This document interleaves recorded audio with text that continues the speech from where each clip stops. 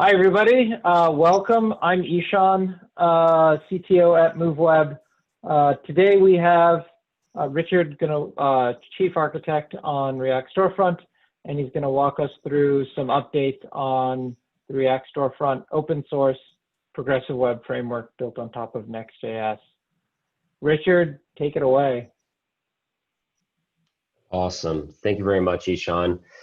Welcome, everyone. Today, we're going to go through some new features added between the versions 8.11.3 to 8.12.0. Just jumping in, we're going to start off with Media Carousel updates. Now, for those of you who might not yet be acquainted with the Media Carousel component, I'll go ahead and demo that for you first. We use this component to display images and videos on product pages. We actually already support thumbnails, as you can see here, custom light boxes. So if I click into that, give me a light box of this, and magnification. You'll see when I hover over the main image here. So what we recently introduced was support for infinite scrolling of the slides and autoplay. Now the first feature, infinite scrolling, this will actually now be enabled by default. Previously, clicking this next arrow when you were on the last slide would trigger this elastic loopback effect. And after receiving some feedback from our users, we implemented a much smoother user experience, as you can see here. So when I slide through, or when I navigate through these carousel slides, that last transition, that last slide transitions nicely into the first slide now. Much more smooth than before. Okay, so the second feature we added to the Media Carousel was something called autoplay. And I have a little code example here. You can see it being implemented in the Media Carousel. And I'll go ahead and demo it, although it might be quite obvious what it should do. You can see the carousel is automatically progressing through the slides.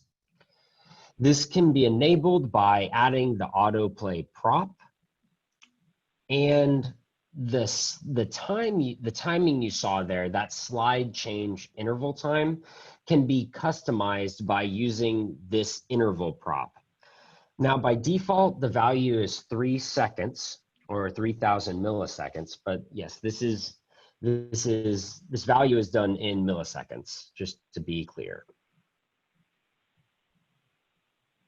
Okay, now moving on to the next feature, which is the highlight component. Now, this is a brand new component that we use to highlight a portion of text. This component extends the Material UI typography component by transforming and styling the matching query text. We internally use this component to highlight the query text within search results. So when I'm in this search box and I type in foo, as you can see, the foo text has been highlighted. Now, this component is completely customizable. Currently, as you can see, we're using this light gray background, and the color is using the secondary text color as defined in the site's theme. Now, as long as you use this search suggestions component that React Storefront already provides, you will get this behavior. And just to clarify, here is the class name and classes props that you can pass to customize your highlight. If you need to use a highlight component anywhere else in your site, you can do this now. So it's a general component, and we also use it internally in the search suggestions.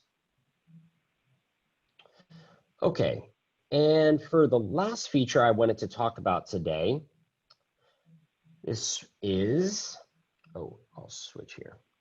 This is lazy hydration. Now, we introduced lazy hydration in order to improve page load time, just in general. This is just another tool to improve the performance of our sites. After Google released Lighthouse version 6, the time to interactive and total blocking time metrics penalized app hydration. So, in other words, by wrapping your heavy components with lazy hydrate, as you can see here, these metrics will be reduced greatly. So in our tests, we've actually seen gains in Lighthouse performance of up to 20 points when we were measuring against Google's PageSpeed Insights. Now, to switch over here to the lazy hydration guide that we have in our documentation, more specifically docs.reactstorefront.io. This guide is just an incredible source for lazy hydration, but also just performance in general. We have some wonderful documentation here on this site, and everyone should check this out. So specifically for lazy hydration and lazy hydrate, the component that uses it, it's already documented pretty heavily, but I wanted to highlight some of the important parts. So to start off with, when you have a complex component that's being rendered maybe below the fold or is maybe not displayed initially on your pages, you should wrap it with lazy hydrate, as you see here. And you always need to add a unique identifier given with this ID prop. Every lazy hydrate instance needs its own unique identifier. Also, another thing that must be done before these lazy components will be rendered properly is you have to add this lazy styles component. Now, this is kind of one of those easy one-off things you only need to do once for all of the lazy hydrate instances. Only needs to be done once. And bonus, if you're already using our boilerplate, this is most likely already done for you, unless maybe you're using an older version of our boilerplate. So if this is not already there, go ahead and add that as seen in this guide. This just renders those styles before the components that you're lazy hydrating are actually hydrated and they can render their own styles. So this takes care of those styles before that happens.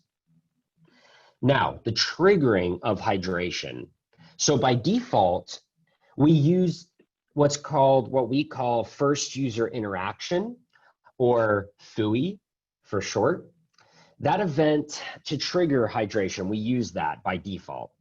This fires on any touch start, mouse over, or scroll event. We just tried to wrap anything that we could possibly think of that the user might do first into this global event called first user interaction.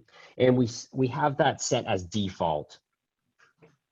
But we also, as you can see here, support the visible event or touch event, or if you need a much more granular control over the triggering of this lazy hydration, you can actually manually set the hydrated prop on this lazy hydrate component to true whenever you need that lazy component to hydrate. So in this example here, you'll see on this button, when you click this button, this hydrated state is set to true, which will trigger this expensive component to hydrate. So that's pretty much it at a really high level. I encourage everyone to read through this guide. It's just a really good, has really good coverage of everything that has to do with lazy hydration. So that's actually it for the React Storefront feature updates today. So Richard, I just want to point out and underscore two things. First is, so strategically, you know, if you're put yourself in the mind of the developer, my Lighthouse score is not good. If I see my TTI and my total blocking time need improvement, I should look at lazy hydration. And the way I apply it is I look at the components above the fold and I start picking out the ones that I think are expensive, lazy hydrate, test in say Page Speed Insights or Lighthouse to see if my score improves. And if it doesn't, then maybe try a different set of components to be lazy hydrated. And if it does, then maybe I've achieved my goal. Is that an accurate summary of kind of the process of a developer kind of workman-like going through optimizing their page? Yes, absolutely. And I also want to point out that in addition to lazy hydration, you also could pop over to this performance guide, and that'll also really help possibly debug your way through improving that Lighthouse score and performance in general. You took away my second point, which was I was going to ask you to pull up the performance page so people can see that and emphasize that folks should look at that when they're trying to optimize their page. Okay, let's go back over to the deck. I'll take the last slide here. So just a reminder, React Storefront is, you know, open source licensed, and we're slowly but surely working towards broadening the community and turning into a foundation. And we had the first unofficial technical board meeting just, you know, over a week ago on June 29th. Some of the topics we discussed were the e-commerce connectors and the format for those, and we'll have some announcements coming soon on some of our first connectors. How we might go about adding theming capability to React Storefront, and then, you know, beginning to discuss, although we probably won't move away from it anytime soon, you know, opening up alternatives to Material UI. That's probably not happening anytime soon, but I just wanted to illustrate kind of the broad depth of technical, both short-term and long-term topics that were discussed at the technical board meeting. You know, we welcome any participation. So if you're interested in participating, use the contact form on www.reactstorefront.io and reach out to us if you want to participate either in the board meeting or in any other way in the open source React Storefront project. So that's it for the scheduled or scripted updates. Let's go over to questions. So as a reminder, in the Zoom chat, you can type in your questions. So first one is, does the AMP version of Media Carousel support infinite scroll? Richard, what's the answer to that one? So not currently, and the reason that is we are tied to using AMP's how would you call it, their proprietary component currently, because we can't create our own dynamic components, or let me say very complex dynamic components. This is not currently possible, but we're hoping that AMP supports. Go ahead, Yashon. Oh no, go ahead, and then I'll add. I was just going to say, in the near future, we're hoping to possibly make use of AMP's more expressive, although limiting JavaScript, dynamic JavaScript that we can use to possibly extend the behavior of our components that we already have in AMP mode. Yeah, I just want to take a step back and give folks a little more context on your explanation. The thing to understand about, you know, when React Storefront cross compiles, so first just to explain the context, React Storefront, you know, lets you write in React essentially once and then cross compiles down to a regular React version of your site that's server-side rendered, progressive web app, single page app, and then also cross compiles down to an AMP version of the site that, gets you amazing site speed, especially when you're coming from Google search results page. The way that works is under the hood, as Richard alluded to, it's mapping the components to AMP versions of the React Storefront library components. And under the hood, we're basically limited to what the AMP carousel component can do. Now, as Richard mentioned, there's some potential opportunities to extend them or layer on additional functionality. But that's why we're limited to what sometimes AMP is only allowed to do, which is sometimes the issue with AMP. The next one is what else are you doing in response to Lighthouse version 6? So actually, I'll take this one. Lighthouse, for those who don't know, is Google's performance measurement tool. And one thing I want to highlight is when you're looking at Lighthouse, you can run it in the Chrome browser in DevTools, but really when you're looking at raw numbers, you should measure against page speed insights so that everybody is using the same consistent machine, that is the data centers of Google, to evaluate Lighthouse scores.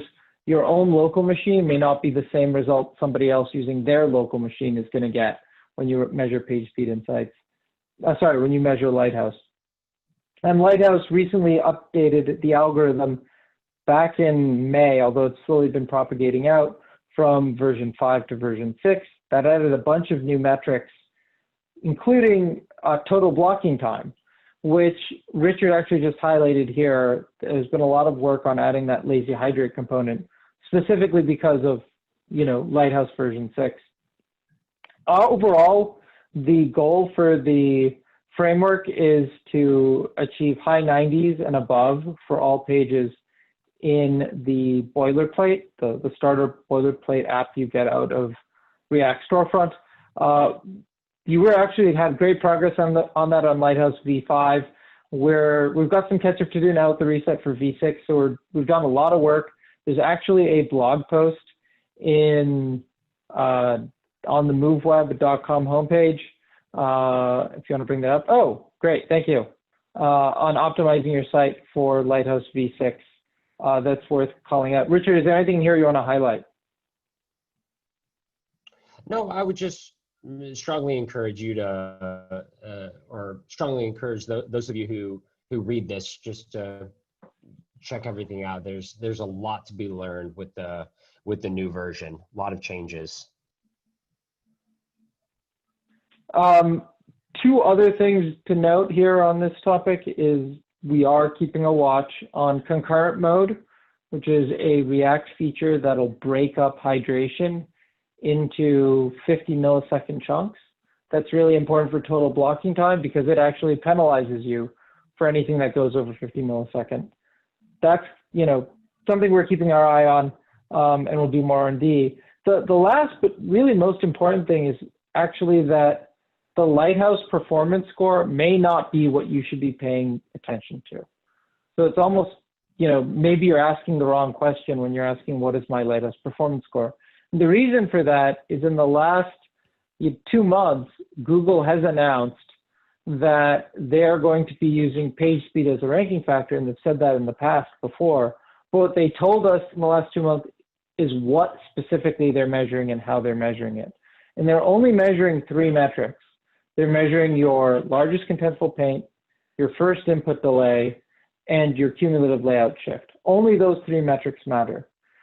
And when you look at Lighthouse, Lighthouse measures more than those other things in the performance score.